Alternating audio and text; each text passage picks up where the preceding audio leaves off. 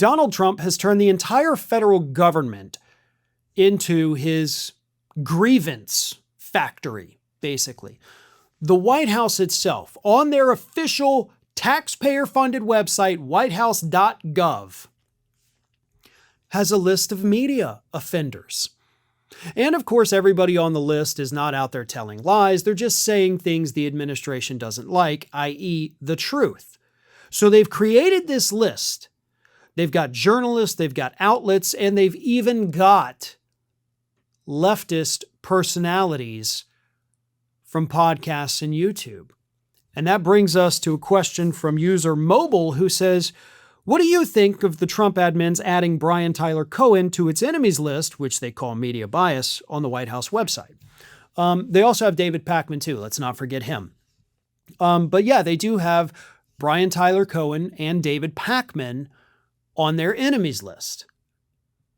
And when I saw this, because I saw David post about it on Instagram first, I immediately went to the website. I was like, oh, let me see if they got me. And I wasn't there. And I have conflicting thoughts on this. It's both actually pretty cool and completely terrifying. And let's start with the terrifying part, right? They've put Pakman and Cohen on a list for all of their MAGA freaks to see. MAGA freaks who may otherwise not even know that these people exist, but now they do. What they've done is they've put a target on their backs. They have basically given MAGA psychos marching orders. Here's your list of people. And not just with Pakman and Cohen, everybody else on that list as well. Here they are. Here are the people we hate. We sure would like it if they weren't doing what they're doing. MAGA, nudge, wink. That is horrifying. Also, you could probably make the argument, violation of our freedom of speech, violation of freedom of the press. These people aren't lying.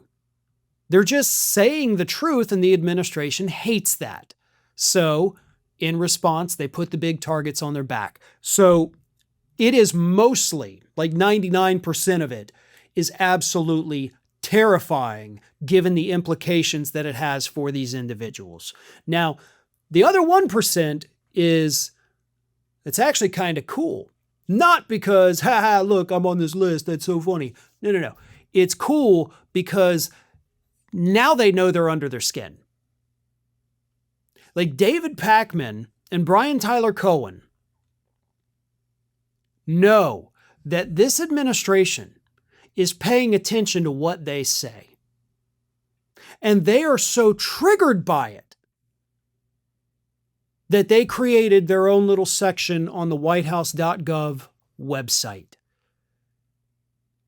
So they know. They now have that, even more validation. They're both hugely popular. They didn't need validation. They've already got it. But now you've got this validation that the powers that be are scared of you. They're scared of you. That's why I had hoped, my name would have been on there too, but obviously I'm not, big enough to be there. So there is that. That is the only positive about it. They're doing such a good job that this White House couldn't ignore it anymore.